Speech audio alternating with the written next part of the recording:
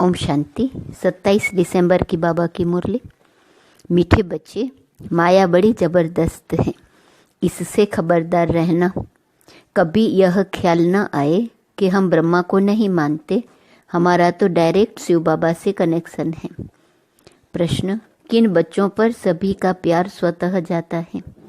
उत्तर, जो पहले हर बात को स्वयं प्रैक्टिकल में लाते फिर दूसरों को कहते हैं, उन पर सबका प्यार स्वतः जाता है। ज्ञान को स्वयं में धारण कर फिर बहुतों की सेवा करनी है, तब सबका प्यार मिलेगा। अगर खुद नहीं करते, सिर्फ दूसरों को कहते, तो उन्हें कौन मानेगा? वह तो जैसे पंडित हो जाते। ओम शांति। बच्चों से बाप पूछते हैं, आत्माओं से परमात्मा पूछते हैं, यह तो जानते हो कि हम परमपिता परमात्मा के सामने बैठे हैं।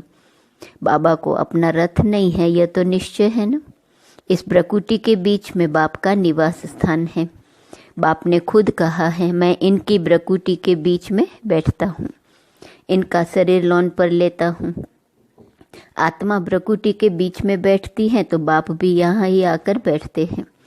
ब्रह्मा भी हैं तो शिव बाबा भी हैं। अगर यह ब्रह्मा नहीं होता तो शिव बाबा भी नहीं होता। अगर कोई कहे कि हम तो शिव बाबा को ही याद करते हैं, ब्रह्मा को नहीं, परंतु शिव बाबा बोलेंगे कैसे? ऊपर में तो सदैव शिव बाबा को याद करते आए। अभी तुम बच्चों को पता है हम बाप के पास यहाँ बैठे हैं, ऐसे तो नहीं समझेंगे कि शिव बाबा ऊपर में हैं। जैसे भक्ति मार्ग में कहते थे शिव बाबा ऊपर में है, उनकी प्रतिमा यहाँ पूजी जाती है। यह बातें बहुत समझने की हैं। जानते हो बाप ज्ञान का सागर नॉलेजफुल है, तो कहाँ से नॉलेज सुनाते हैं? ब्रह्मा के तन से सुनाते हैं। कई कहते हैं हम ब्रह्मा को नहीं मानते, परंतु शिव बाबा कहते हैं मैं इस मुख द्वारा ही तुम्हें देवता कहता हूँ, मुझे याद करो। यह समझ की बात है ना। ब्रह्मा तो खुद कहते हैं शिव बाबा को याद करो, यह कहाँ कहते मुझे याद करो। इनके द्वारा शिव बाबा कहते हैं मुझे याद करो। यह मंत्र है, इनके मुख से देता हूँ।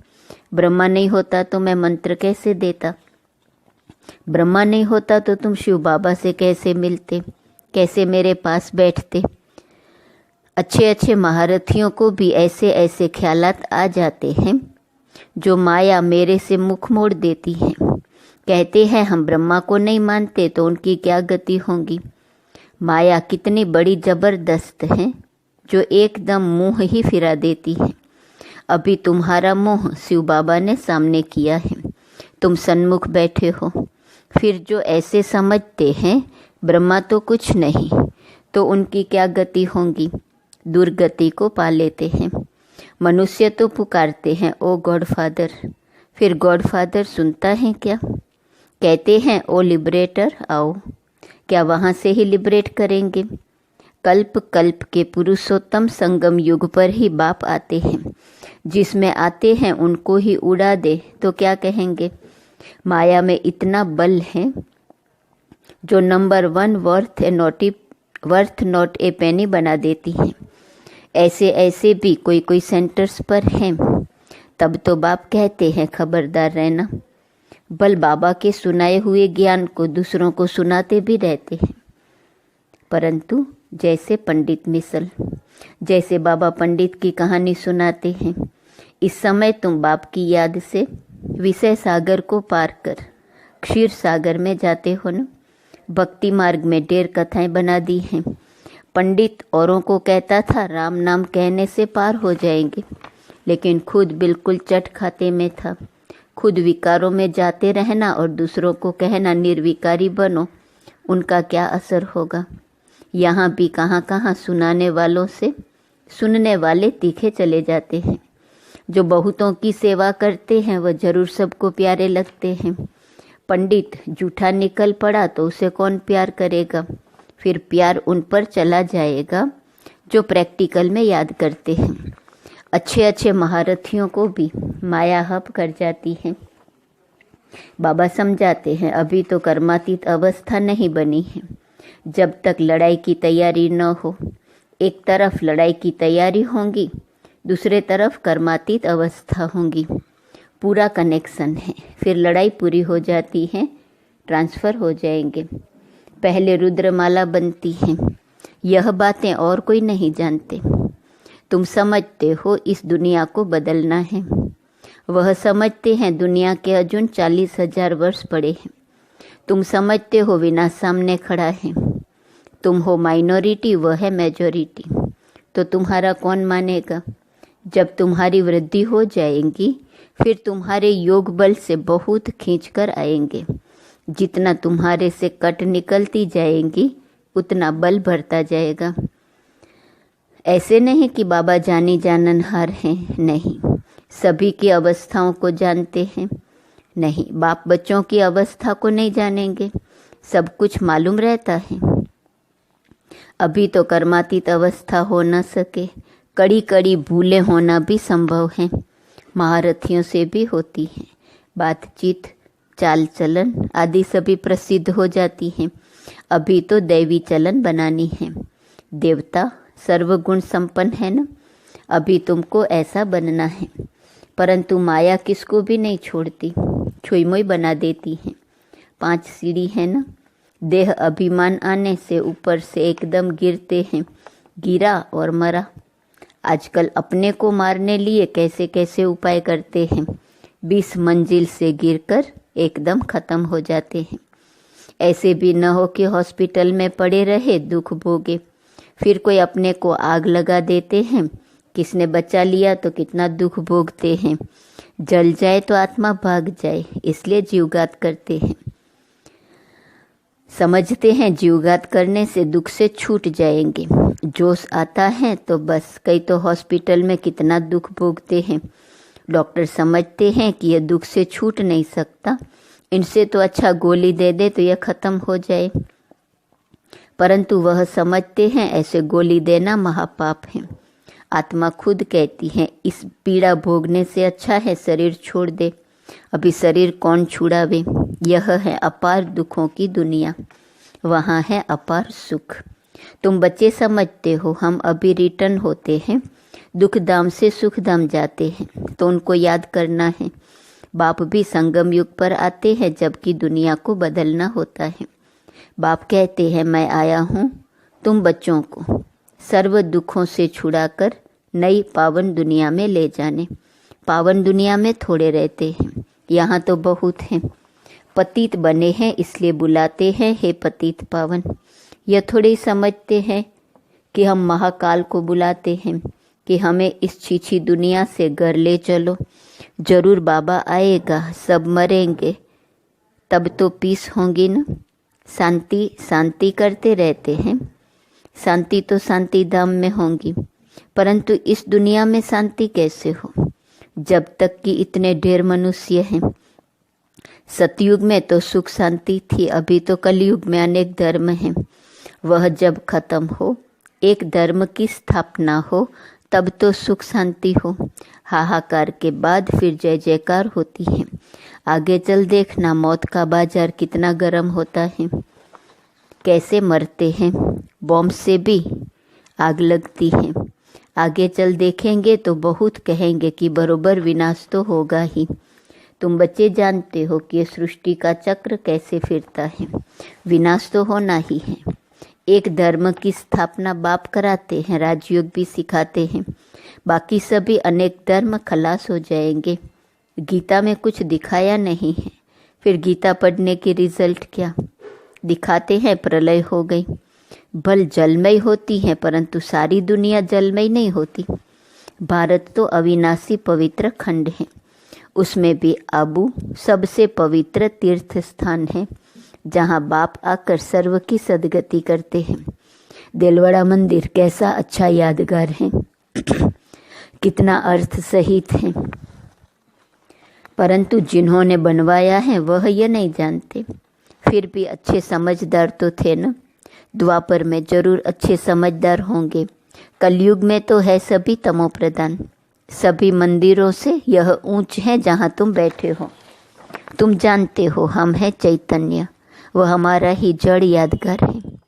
बाकी कुछ समय ये मंदिर आदि और भी बनते रहेंगे, फिर तो टूटने का समय आएगा, सब मंदिर आदि टूट फूट जाएंगे, होलसेल मौत होगा।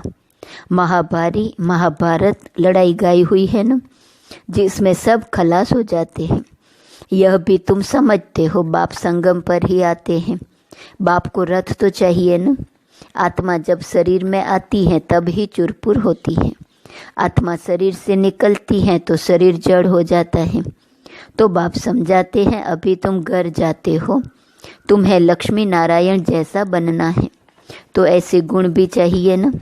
तुम बच्चे इस खेल को भी जानते हो, यह खेल कितना वंडरफुल बना हुआ है। इस खेल का राज बाप बैठ समझाते हैं। बाप नॉलेजफुल बीज रूप है ना। बाप ही आकर सारे वृक्ष की नॉलेज देते हैं, इसमें क्या क्या होता है, तुमने इसमें कितना पार्ट बजाया। आधा कल्प है दैवी राज्य, आधा कल्प है आसुरी राज्य। जो अच्छे अच्छे बच्चे हैं उनकी बुद्धि में सारी नॉलेज रहती है। बाप आप समान टीचर बनाते हैं। टीचर भी नंबरवार तो होते हैं। कई तो टीचर होकर फिर बिगड़ पड़ते हैं। बहुतों को सिखलाकर खुद खत्म हो जाते हैं। छोटे छोटे बच्चों में भिन्न भिन्न संस्कार होते हैं। बाप समझाते हैं, यहाँ भी जो ज्ञान ठीक रीति नहीं उठाते हैं, चलन नहीं सुधारते हैं, वो बहुतों को दुख देने के निमित्त बन जाते हैं। यह भी शास्त्रों में दिखाया है। असुर छिप कर बैठते थे, फिर बाहर जाकर ट्रेटर बन कितना तंग करते थे। यह तो सभी होता ही रहता है। ऊंचते ऊंच बाप जो स्वर्ग की स्थापना करते हैं तो कितने विघ्न रूप बन पड़ते हैं। बाप समझाते हैं, तुम बच्चे सुख शांति के टावर हो, तुम बहुत रॉयल हो। तुमसे रॉयल इस समय कोई होता नहीं। बेहद के बाप के बच्चे हो तो कितना मीठा होकर चलना चाहिए। किसको दुख नहीं देना है, नहीं तो वह अंत में याद आएगा, फिर सजाएं खानी होंगी।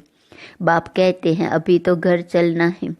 सूक्ष्म वतन में बच्चों को ब्रह्मा का साक्षात्कार होता है, इसलिए तुम भी ऐसे सूक्ष्म वतनवासी बनो। मूवी की प्रैक्टिस करनी है, बहुत कम बोलना है, मीठा बोलना है। ऐसा पुरुषार्थ करते करते तुम शांति के टावर बन जाएंगे।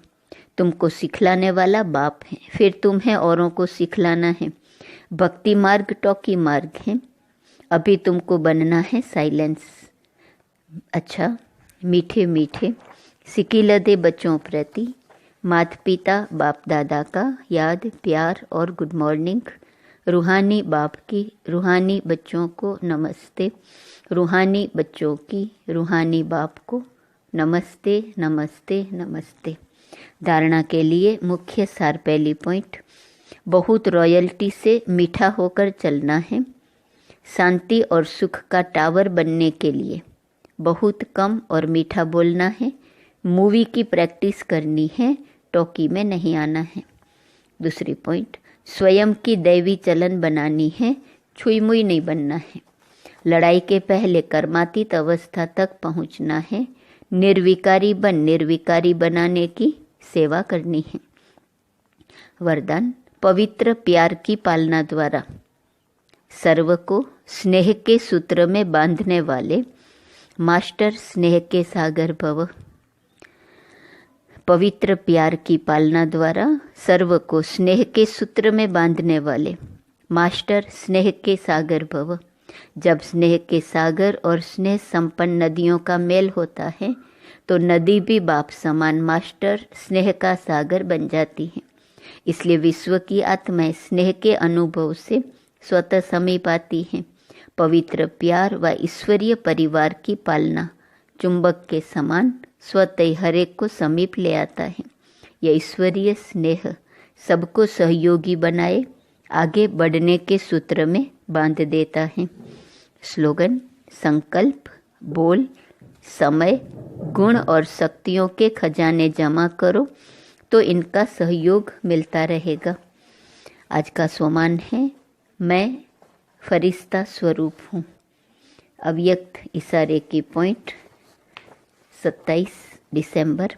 फरिश्ता बनना अर्थात संतुष्ट रहना और संतुष्ट करना, चाहे कुछ भी हो जाए, चाहे कुछ भी जाए, कोई इंसल्ट कर दे, कोई नीचे ऊपर करने की कोशिश करे, सब में संतुष्ट। दाता के बच्चे दाता हो तो किसी भी बात में असंतुष्ट नहीं हो सकते। ओम शांति।